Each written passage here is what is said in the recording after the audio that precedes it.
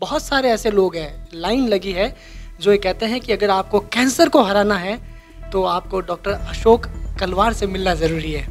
तो डॉक्टर साहब क्या टॉनिक देते हैं ऐसी आप? बालक आते ही सबसे पहले मेरी कुर्सी पे बैठेगा, मेरी टेबल पे बैठ जाए, मुझे कोई आपत्ति नहीं है। अच्छा, आपकी कुर्सी पे बैठ जाए। और मैं वार्ड में जा रहा हूँ, राउंड में जा रहा हूँ, तो मेरा एप्रन खींचेगा, मेरा कमीज खींच लेगा, मेरा हाथ खींच लेगा, मुझे पकड़ लेगा, कंधे पे चढ़ जाए तो भी मैं चिंता नहीं करता। अपना सपना मनी मनी के दौर में आप नर सेवा और नारायण सेवा की जो बात करते हैं और उसको इम्प्लीमेंट करते हैं, तो क्या चुनौतियाँ नहीं आती इसमें? कई बार जो मेरे विद्यार्थी जो मेरे पास एमडी करते थे मिलते भी है कि सर हमने आपको देखा लेकिन ऐसा जीवन तो बहुत मुश्किल है, कैसे जिएं? सब एक ही जगह कहते हैं पैसे कमाओ पैसे कमाओ। तो सर आपको देखते हैं तो सोचते हैं कि पैसे कमाने का ये तरीका जो हम कर रहे हैं वो तो शायद अच्छा नहीं है। दवा के साथ दुआ की ज़रूरत होती है। मैं इसके साथ एक चीज़ और ऐड ऑन करना चाहूँगा कि डॉक्टर का बिहेवियर भी उतना ही इम्पोर्टेंट होता है।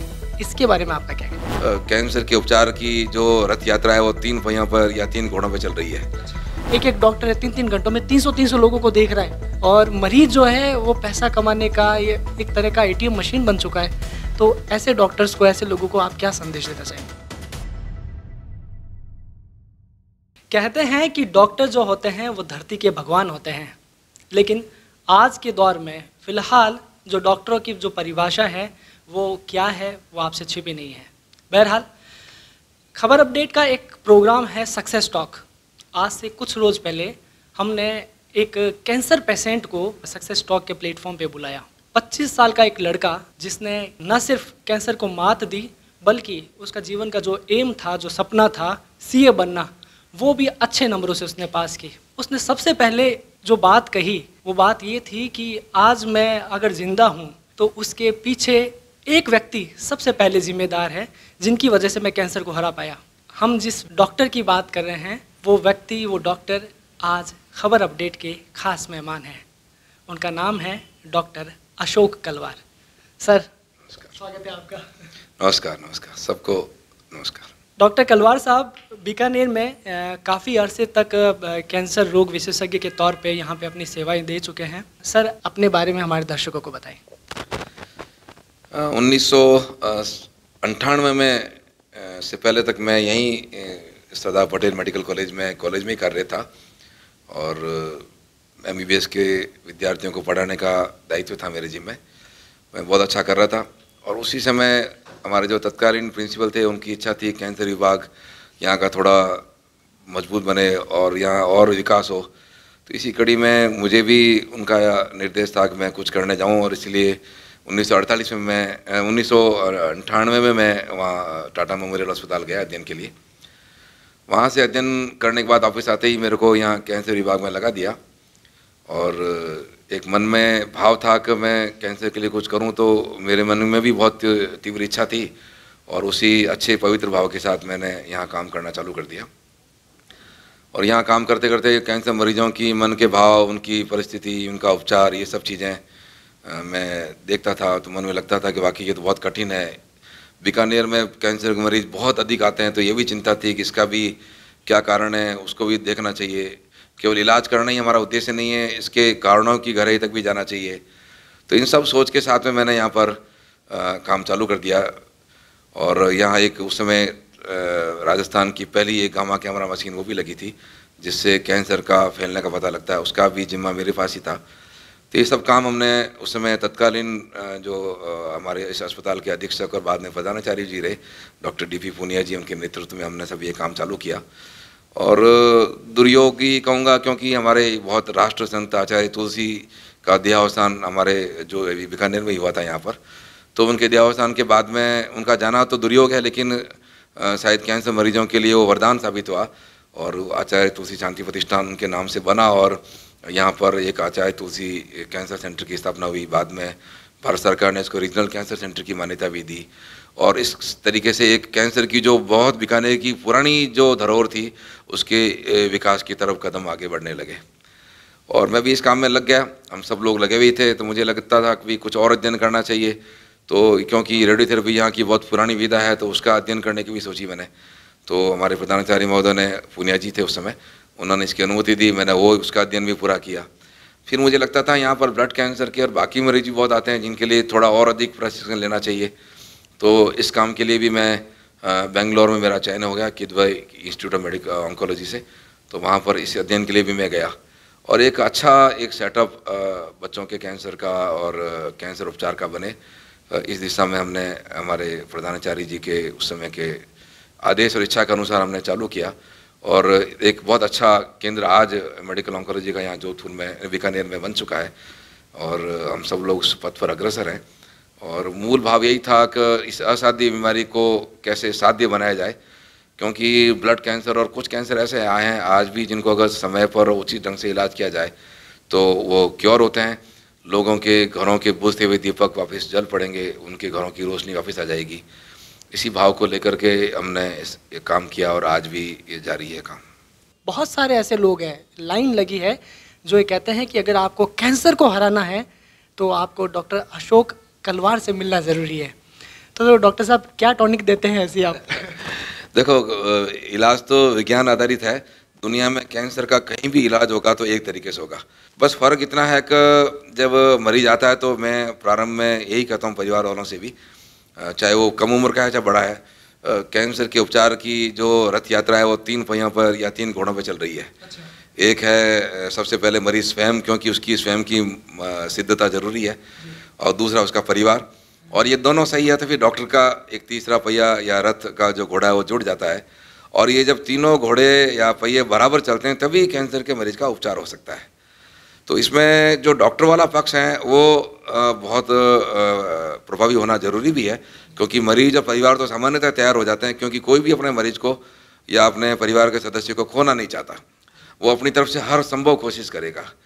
लेकिन डॉक्टर को देखना होता है कि उसके उपचार की संभावना क्या है, अगर संभावना है तो उसके खर्च की व्यवस्था कैसे होगी, फिर अगर वो कैंसर को जीत गया तो उसका रिहेबिलिटेशन पुनर्वास वो भी बहुत ज़रूरी है, क्योंकि समाज में ऐसे मरीज जो जीत कर आ गए हैं उनके प्रति एक डर या शंका का भाव रहता है, तो उसके कारण उसके पूरे परिवार की स्थापना करना, उसके आगे की जॉब या रोज़गार की व्यवस्था करना, ये सब चीज़ें भी कहीं न कहीं डॉक्टर के साथ जुड़ती है।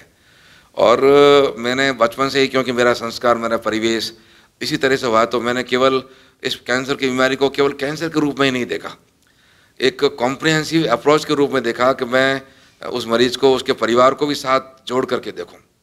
और इसलिए किसी भी मरीज का उपचार प्रारंभ करते समय ये सब चीज़ें बहुत गहराई से पहले दिन डिस्कस कर लेता हूं मैं। मरीज के सामने कितनी बात करनी है उसकी मर्यादा का ध्यान रखते हैं ताकि उसका मनोबल भी नहीं टूटे। फिर मरीज के परिवार वालों से अलग से बैठ करके उनसे भी चर्चा करना, चाहे भले कितना ही समय लगे। यहाँ पर लगभग 100, 125, 150 मरीजों का ओपीडी रोज़ होता था बीकानेर में। इस सब की व्यस्तता के बाद भी मैं मरीज के परिवार वालों से अलग से बात करने की हमेशा कोशिश करता था। उन सबको, परिवार वालों को इस सारी चीज़ें के क्या क्या परिणाम हो सकते हैं, क्या साइड इफ़ेक्ट होंगे, क्या तकलीफ आएगी, कौन कौन से कॉम्प्लिकेशन होंगे, कितने खून की ज़रूरत पड़ सकती है, दवाइयों में क्या बाधा आएगी, तो ये सब गहराई से डिस्कस करने के बाद ही उपचार चालू करते हैं। और फिर उसके बाद हम बच्चे के साथ या परिवार के सदस्य के साथ वापस बैठ करके और ऐसा अभिव्यक्ति करना कि वो बालक भी उत्साहित हो जाए। अगर 5-6 साल से बड़ा बालक है तो बहुत समझदार होता है, उसको हाँ मोटिवेट उसको करना बहुत ज़रूरी है। 4-5 साल से छोटे बच्चे हैं उनको तो चलो ठीक है, माँ बाप भी कभी आंख दिखा के डरा करके इलाज करा लेते हैं, हम भी मेरे जैसे व्यक्तित्व उनसे भी बहुत प्यार से बात करता है, तो बालक आते ही सबसे पहले मेरी कुर्सी पे बैठेगा, मेरी टेबल पे बैठ जाए, मुझे कोई देख आपत्ति नहीं है। अच्छा, आपकी कुर्सी पे बैठ जाए। और मैं वार्ड में जा रहा हूँ, राउंड में जा रहा हूँ, तो मेरा एप्रन खींचेगा, मेरा कमीज खींच लेगा, मेरा हाथ खींच लेगा, मुझे पकड़ लेगा, कंधे पे चढ़ जाए, तो भी मैं चिंता नहीं करता, क्योंकि वो तो भगवान है, सारे भगवान ही तो चारों तरफ घूम रहे हैं। तो उन बच्चों का इलाज तो जो समझ कम है उनमें तो शायद वो इनकी इस मारवाड़ी में या बीकानेर की भाषा में धींगा मस्ती कह दूंगा, तो धींगा मस्ती के साथ उन बच्चों का इलाज हो जाता है। लेकिन 5-6 साल से जो बड़े बच्चे होते हैं वो सब समझते हैं। और उस ज़माने में तो चलो मोबाइल इतना नहीं था, लेकिन वो अस्पताल में नाम देख लेते थे, कैंसर विभाग, कभी कभी कुछ मरीज गंभीर होते हैं तो उनकी कई बार वो भी स्थिति देखते थे, तो उनको देख करके उनके मन में आता था कि मेरा क्या होगा। तो उन बच्चों का मनोबल और उत्साह बढ़ाए रखना, ऐसे मरीजों का मनोबल बढ़ाए रखना, ये बहुत बड़ा चुनौती का काम है। और आज के इस ज़माने में तो 8-10 साल का बच्चा भी मोबाइल पर है, वो अपनी बीमारी का नाम पढ़ लेता है, समझ लेता है, नेट से उसकी जानकारी जुटा लेता है, और अगले दिन सुबह आकर के 10 प्रश्न सामने रखेगा कि सर मेरे को ये बीमारी है ना, आपने मुझे क्यों नहीं बताया, मेरे इसकी ये प्रॉब्लम होने वाली, आपने मुझे क्यों नहीं बताया, आप हमेशा आकर के मुझे मीठी मीठी बातें कर लेते हो, आप हंसा तो बहुत लेते हो, लेकिन मेरी तकलीफ इतनी है ये तो कभी आपने बताई नहीं मुझे। तो ऐसे बहुत ही तीखे प्रश्न बच्चे करते हैं, बड़े भी करते हैं। तो उन सब प्रश्नों का हंस कर के जवाब देना, उनका वापस मनोबल बढ़ाना, ये मेरे ख्याल से परिवार से बड़ी जिम्मेदारी डॉक्टर की होती है। और ये जो तीसरा घोड़ा जिसका मैं कहता हूँ डॉक्टर है, ये अगर मजबूत नहीं है तो वाकई बहुत सारी जानें हम खो देते हैं, क्योंकि उनका मनोबल टूट जाएगा तो हम कुछ नहीं कर सकते। मन के जीते जीत है, मन के हारे हार। तो ये एक तीसरा पहिया जो हमारा यारत का जो घोड़ा है वो मजबूत होना ही चाहिए, ये बहुत ज़रूरत है। इसकी डॉक्टर के लिए बहुत बड़ी मानवीय संवेदना है, उसको सोचना ही पड़ेगा। इसको मैं कॉम्प्रिहेंसिव अप्रोच कहता हूँ, समायोजित सब तरफ से उसका इलाज की अप्रोच करना। केवल दवाइयाँ, ये बात सही है कि दवाई का बहुत बड़ा योगदान है, दवाई के बिना तो हम कुछ भी नहीं कर सकते। अल्टीमेटली तो दवाई ही काम करेगी, ये विज्ञान है, मैं भी वैज्ञानिक हूँ, ये सच है। लेकिन इसका जो दूसरा जो मानवीय पक्ष है ये भी मजबूत होना बहुत ज़रूरी है, इमोशनल पक्ष है वो मजबूत होना ज़रूरी है। बिल्कुल सही कहा सर आपने, मानवीय पक्ष, इमोशनल पक्ष है वो मजबूत होना ज़रूरी है। इससे पहले भी आपने एक बात कही कि मन के हारे हार है, मन के जीते जीत। तो कई बार सुना है कि दवा के साथ दुआ की ज़रूरत होती है। मैं इसके साथ एक चीज़ और ऐड ऑन करना चाहूँगा कि डॉक्टर का बिहेवियर भी उतना ही इम्पोर्टेंट होता है। इसके बारे में आपका क्या कहना है? बिल्कुल सही कहा आप। डॉक्टर का बिहेवियर, दुआ तो है ही, खैर भगवान की मर्जी के बिना हम कुछ नहीं कर सकते, क्योंकि उसने ज़िंदगी दी है तो उसको जिलाने का अधिकार भी उन्हीं को है। और डॉक्टर को कभी ये सोचना ही नहीं चाहिए कि मैंने किया। इसलिए जब कभी भी मुझे मरीज़ ठीक हो जाते हैं, बड़े होने के बाद शादी हो जाती है, परिवार के साथ मिलने आते हैं, कई मरीज़ कहते हैं हम तो आपके कारण ठीक हुए। इससे मैं एक एज ए वैज्ञानिक रूप से तो चलो ठीक है, कह देंगे हाँ हमने दवाई दी इसलिए ठीक हो गया, लेकिन मैं दूसरी तरफ देखता हूँ, आध्यात्मिक भाव से देखता हूँ, तो ये मुझे कभी नहीं सोचना चाहिए कि मैंने किया। क्योंकि अगर मैं ऐसा कहूँगा तो अहंकार घमंड का भाव आएगा, ये डॉक्टर का पतन कर देगा। इसलिए ये तो बात कहनी नहीं चाहिए, ये तो ईश्वर की कृपा से ही हो रहा है। लेकिन जो दूसरा मानवीय संवेदनाओं वाला जो डॉक्टर का व्यवहार है ये बहुत ही ज़रूरी है। हमारे मारवाड़ी का होता है कि रो तो जाए मरोड़ा रमा चढ़ लाई, यानी जो मरीज बहुत दुखी है, उसका परिवार दुखी है, कोई अस्पताल में पिकनिक मनाने नहीं आए वो लोग, वो वहाँ आकर के और बहुत ही संवेदनाओं के साथ, बड़ी उम्मीद के साथ आते हैं। मैं मानता हूँ कई बार जनता का भी डॉक्टर के प्रति बहुत अति अपेक्षा रहती है, तो कई बार ऊक चूक हो जाती है, छोटी बड़ी कमी होती है तो बहुत बुरा व्यवहार भी कर जाते हैं। लेकिन डॉक्टर को बड़ा मन रखना ही पड़ेगा, क्योंकि वो उस समय की मानवीय संवेदना है, उसका परिजन है, इसके लिए वो कुछ भी करने को तैयार हो जाता है। पशु भी करते हैं। आपके अपने गली मोहल्ले में जब एक कुत्ते का बच्चा भी आता है, कुतिया भी आती है, तो उसके बच्चे को नहीं ला सकते, उसकी माँ आपको फाड़ देगी पीछे दौड़ करके। तो मनुष्य है वो कभी भी अपने परिवार के प्रति, अपने बच्चे के प्रति, अपने परिजन के प्रति, भले ही उसको कैंसर, उसको पता है शायद जिएगा नहीं जिएगा, लेकिन वो एक बहुत ज़िंदगी की आशा लेकर के आता है। और इसलिए डॉक्टर को उस समय बहुत ही मनोबल मजबूत रखना चाहिए, हिम्मत रखनी चाहिए, और वो अपने व्यवहार से, प्रसन्नता से उनको हंसा देता है तो उनके सारे दुख अपना भी दूर हो जाएंगे। वो आते ही बैठता है, बैठते ही उसको यही पूछता है क्या है, क्या तकलीफ है, क्यों आए यहाँ पर। नर सेवा नारायण सेवा कहते हैं ना, आपके सामने भगवान स्वयं बैठा हुआ है, तो ये हमें व्यवहार अच्छा करना ही पड़ेगा। और ये मानव की प्रकृति है, क्रोध उद्वेग वो होते हैं जनता के, वो होंगे क्योंकि वो उनका पक्ष अलग है। डॉक्टर इस बात को अच्छी तरह जानता है, तो डॉक्टर को हमारे मरीजों के साथ में बहुत ही संवेदनापूर्वक मानवीय आधार रख करके व्यवहार करना ही चाहिए। और बहुत प्यार से, हंसी से, बोले हुए शब्द से आधा इलाज तो उससे हो ही जाता, मन उसका प्रसन्न हो जाएगा कि मैं जिस डॉक्टर के हाथ में हूँ उसका विश्वास बन गया कि ये मुझे ठीक करेगा। करने वाला भगवान है। कई बार डॉक्टरों की पर्ची पर लिखा रहता है, कई अच्छे डॉक्टर लिखते भी है, पर्ची पे लिखते हैं, व्यवहार में भले क्या है, I treat cures god. God, भगवान क्योर कर रहा है, मैं केवल ट्रीट कर रहा हूँ, ये सच है और ये होना ही चाहिए। मैं केवल ट्रीट ही करता हूँ, क्योर तो भगवान ही कर रहा है। तो फिर मैं उनके साथ हंस करके अच्छे व्यवहार से, प्रेम से बात करूँ तो उसका भी मनोबल बढ़ जाएगा, उसकी हिम्मत बढ़ जाएगी, उसका विश्वास बढ़ जाएगा। तो व्यवहार तो डॉक्टर का अच्छा रखना ही होगा, चाहे जनता कितना भी दुर्व्यवहार हमारे साथ करे, हम हमारे व्यवहार को नहीं छोड़ेंगे। सर आपने मानवीय संवेदनाओं की बात की, आपने एक बहुत अच्छी लाइन बोली, नर सेवा नारायण सेवा। आज वो दौर मुझको लगता है कि वो चीज़ें नहीं हैं। आज समय है अपना सपना मनी मनी, और उस दौर में, अपना सपना मनी मनी के दौर में आप नर सेवा और नारायण सेवा की जो बात करते हैं और उसको इम्प्लीमेंट करते हैं, तो क्या चुनौतियाँ नहीं आती इसमें? बहुत बड़ी चुनौती है, क्योंकि अर्थ प्रधान युग है, इसमें कोई दो राय नहीं। कई बार जो मेरे विद्यार्थी जो मेरे पास MD करते थे या पढ़ते हैं, उस समय इनसे बाद में जब जॉब में जाते हैं तो वो बात बताते हैं, मिलते भी हैं कि सर हमने आपको देखा, लेकिन ऐसा जीवन तो बहुत मुश्किल है, कैसे जिएं, हम लोगों पर इतना दबाव है, पारिवारिक दबाव है, सामाजिक दबाव है, सब एक ही जगह कहते हैं पैसे कमाओ पैसे कमाओ। तो सर आपको देखते हैं तो सोचते हैं कि पैसे कमाने का ये तरीका जो हम कर रहे हैं वो तो शायद अच्छा नहीं है, सेवा करनी चाहिए, सेवा करें तो घर कैसे चलेगा। वो उसके मन में ये झूठी दिलासा जगह दे देंगे कि नहीं उन्होंने तो कहा, लेकिन फिर भी ये कोशिश तो कर सकते हैं, इसकी ट्राई करके देखो क्या फर्क पड़ता है। तो वो जो वो दिलासा है उसके लिए वो तो पैसा खर्च करना चालू कर देगा उस दिन, और जब उसका मरीज चला जाएगा तब वो कहेगा और यार इस डॉक्टर ने सही कहा था, लेकिन तब तक देर हो चुकी है। तो जिसकी दवाई बिकनी थी बिक गई, जिसका काम होना था वो हो गया, वो तो खुश हो गया, लेकिन उसका परिवार तो बर्बाद हो गया ना। तो हमारे साथ ये डॉक्टर भी कई बार मेरा भी मजाक उड़ाते हैं, डॉक्टर साहब आप सच बोल जाते हो, आपकी बहुत प्रतिष्ठा है, आप सच बोलने का ही आपका ये आपका जो समाज में एक नाम है, तो आपसे राय लिए बिना वो हमारे से भी इलाज नहीं करते। कई बार लोग आके कहते साहब उन्होंने तो ये कहा था, आप ऐसा क्यों कर रहे हो, तो आप कहते हो उससे बड़ा कष्ट होता है हम लोगों को। तो मैं उनको कहता हूँ यार कुछ तो भगवान को सिर पर रखो, अगर मैंने ऐसा कहा है तो सच ही कहा है, आप भी जानते हो, अपने दिल पर हाथ रख के कहो क्या मैंने गलत कहा, कहते बात तो सही है लेकिन ऐसा कहने से हमारी दुकान कैसे चलेगी। कई बार वो ऐसे मजाक भी कर लेते हैं, लेकिन ठीक है, आप किसी का हाथ तो नहीं मान सकता मैं। और शायद जिन स्टूडेंट को मैंने पढ़ाया, यहाँ पर भी रहते हुए कैंसर को पढ़ाया मैंने, अभी भी पढ़ाता रहता हूँ, तो उनको ज्ञान तो देता हूँ टेक्निकल साइंस का, लेकिन इस चीज़ के लिए मैं बातें नहीं कर सकता, वो उनको स्वयं विवेक से सोचना होता है। नहीं डॉक्टर साहब, फिल वक्त देखा जाता है कि एक एक डॉक्टर है 3-3 घंटों में 300 लोगों को देख रहा है, और मरीज जो है वो पैसा कमाने का ये एक तरह का ATM मशीन बन चुका है। तो ऐसे डॉक्टर्स को, ऐसे लोगों को आप क्या संदेश देना चाहेंगे? मैं हमारे उन साथी चिकित्सकों से यही कहूँगा कि दुनिया में अर्थ ही सब कुछ नहीं है। अर्थ मैं तो ये समझता हूँ, हमारे ऋषि मुनि संत कहते हैं ये तो हाथ का महल है, आता जाता रहता है। जो वर्तमान में जो आप कर रहे हो, किसी का भला कर रहे हो, वही सबसे बड़ी पूंजी है। और अगर आप किसी का भला कर रहे हो तो उनकी जो दुआओं में है बहुत बड़ी ताकत है। आपने उसका कम खर्च कराया या नहीं खर्च कराया और उसका मरीज ठीक हुआ या जैसे भी उसका परिणाम रहा, वो घर जाने के बाद में आपको दुआ देगा, और दुआ में बहुत बड़ी ताकत है, जो पैसों से काम नहीं हो सकता। जो काम अर्थ से नहीं होता वो दुआ से ही होता है, और उसके परिवार का, जो डॉक्टर का परिवार है उसका भला होगा। वो आज के युग में पैसों की अंधी दौड़ में दौड़ेगा, तो हम सब जानते हैं इस अंधी दौड़ में एक सामाजिक पतन का मार्ग खुला हुआ है, तो उसके शिकार कहीं न कहीं हम भी हो जाते हैं, और समाज की जैसी स्थिति उसमें उस दौर से उसको सबको गुजरना पड़ेगा। तो मैं उन सभी साथियों से यही कहूँगा कि मरीजों में भगवान का दर्शन करें, वही भगवान है। हम मंदिर में जाते हैं, जाना भी चाहिए, लेकिन जब स्टूल पर मेरे सामने मरीज बैठा है तो उससे बड़ा भगवान मेरे लिए तो कोई नहीं है।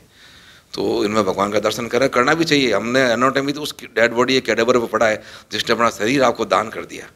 कौन, कितने लोग हैं जो अपने शरीर को दान करते हैं? कोई नहीं करता। दधीची है वो, महर्षि दधीची, जिन्होंने अपना जीवन शरीर आपको दे दिया। आप मेरे पर अध्ययन करो, फिर लोगों का इलाज करना।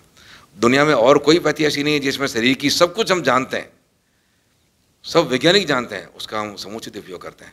तो अपने साथियों से कहूँगा असंभव नहीं है, अर्थ प्रधानता होते हुए भी उसके पीछे ना दौड़ें।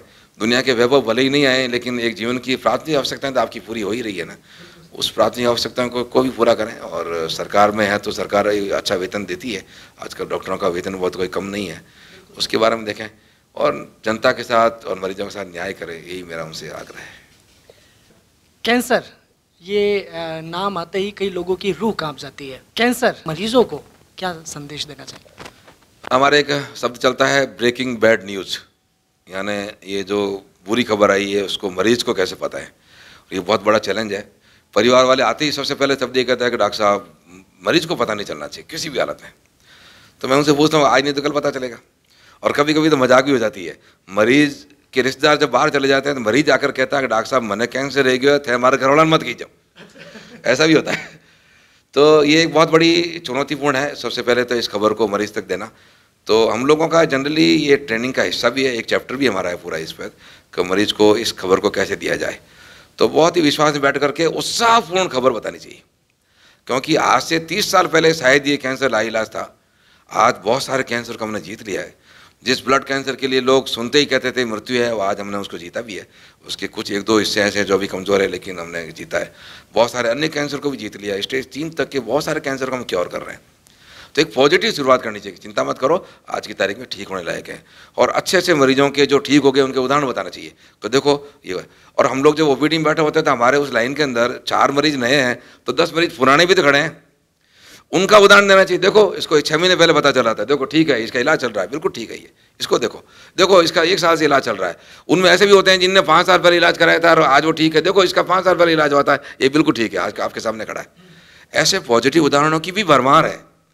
ऐसे मरीज को उन पॉजिटिव उदाहरण को भी बताना चाहिए, मोटिवेट करना चाहिए। और जो चैम्बर बंद करके कई बार करते हैं कुछ प्राइवेट वाले सेक्टर में, सही हो सकता है उनकी कोई व्यवस्था होगी या सरकारी में भी, तो मैं चाहता हूं कि इस बारे में इस बीमारी को चैम्बर बंद करके मत कीजिए। मेरा ओपीडी जो यहाँ पीवीएम बीकानेर में था, आचार्य तुलसी कैंसर हॉस्पिटल, तो बिल्कुल कमरे के घुसते ही लेफ्ट साइड मेरी टेबल हुआ करती थी, और बिल्कुल सब खुले, चारों तरफ मरीज गिर रहे थे। हमारे साथी बॉस कहते थे, अरे ये इतनी भीड़ लगा रखी है, क्या करते हो? मैंने कहा सबको सुनने दो, हर मरीज की बीमारी के बारे में हर मरीज सुने, कोई आपत्ति नहीं है। पास में खड़े रहते थे, रिश्तेदार सुनते थे। जब कभी घरवाला कहते थे चाहे बहुत कमजोर दिल का है तो मरीज को भली बार भेज दिया, लेकिन उसको भी वापस बुला करके कहते थे चिंता मत करें, सब ठीक होने वाला है, देखिए सब ठीक हो गए। तो ऐसा एक पॉजिटिव वातावरण बनाए पहली बार डायग्नोज होने पर, इसकी मैं आवश्यकता समझता हूँ। तो ये थे डॉक्टर अशोक कलवार। काश इनकी जो सोच है वैसी सारे डॉक्टर्स की ऐसी सोच हो जाए।